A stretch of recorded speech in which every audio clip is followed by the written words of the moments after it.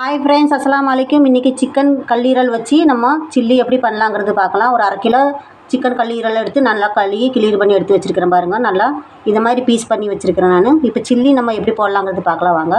ஒரு பாத்திரம் எடுத்து வச்சுக்கணும். இந்த பாத்திரத்தில் எல்லாத்தையும் போடுறேன் நான். எல்லாம் போட்டு மிக்ஸ் பண்ணிக்கலாம். மசாலா போட்டு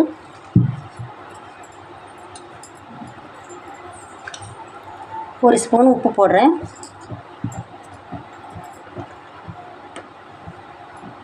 மஞ்சத்தூள் போடுறேன் கொஞ்சம். மிளகாத்தூள் 1 ஸ்பூனு. மல்லித்தூள் 1 ஸ்பூனு. கார்ன்ஃப்ளவர் மாவு 2 ஸ்பூன் போடுறேன். 2 ஸ்பூனு. அரிசி மாவு 2 ஸ்பூனு. அரிசி மாவு 2 ஸ்பூனு போட்டேன். ஜீரக பொடி 1/2 ஸ்பூனு.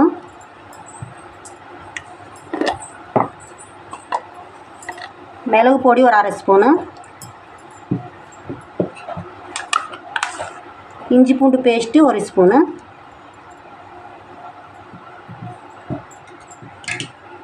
எண்ணெய் 1 ஸ்பூன் ஊற்றுறேன். மேலே எண்ணெய் ஊற்றிட்டேன்.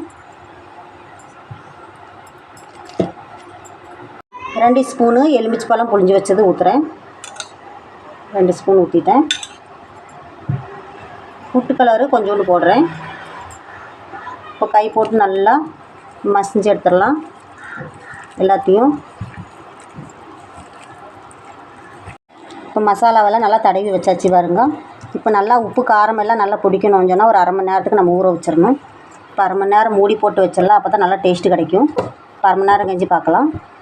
இப்போ 1/2 மணி நேரம் ஆயிடுச்சு. இப்போ எடுத்து வறுக்கலாம். அடுப்பு ஆன் பண்ணி கொஞ்சம் எண்ணெய் ஊற்றி நல்லா எண்ணெய் காஞ்சிட்ருக்குது. இப்போ சில்லி போட்டுடலாம். இந்த மாதிரி கொஞ்சம் கொஞ்சமாக தள்ளி போடணும். இந்த மாதிரி போட்டுட்டு கொஞ்சம் கேப் விட்டு போடணும், இல்லைன்னா ஒட்டிடும். இப்போ எல்லாத்தையும் போட்டாச்சு. அடுப்பு கொஞ்சம் ஸ்லோவிலே வச்சு வேக வச்சிடணும். 1 நிமிஷம் கழிச்சு திருப்பி போடலாம்.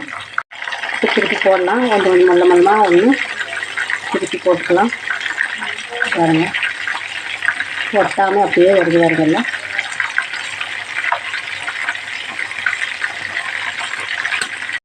எல்லாம் திருப்பி போட்டாச்சு. இப்போ ஒரு நிமிஷத்துக்கு அப்படியே வேகத்தை ஸ்லோவிலே வச்சு வேக வைக்கலாம். இப்போ நல்லா வறுத்தாச்சு, எடுத்துடலாம். பாருங்க, நல்லா வெந்துருச்சு. எல்லாமே எடுத்துடலாம். சூப்பராக வந்துருக்கு பாருங்க. சூட சிக்கன் கல்லீரல் சில்லி ரெடி ஆயிடுச்சு பாருங்க. சூப்பராக இருக்குது பாருங்க. நல்லா டேஸ்ட்டாகவும் இருக்குது. நல்லா சாப்பாடு கூட எல்லாம் சாப்பிட்லாம். நல்லா டேஸ்ட்டாக இருக்கும். குழந்தைகள்லாம் நல்லா சாப்பிடுவாங்க. இதே மாதிரி நீங்கள் உங்கள் வீட்டில் ட்ரை பண்ணி பாருங்கள். உங்களுக்கு இந்த வீடியோ பிடிச்சிருந்தா லைக் பண்ணுங்கள், ஷேர் பண்ணுங்கள், மறக்காமல் சப்ஸ்கிரைப் பண்ணுங்கள்.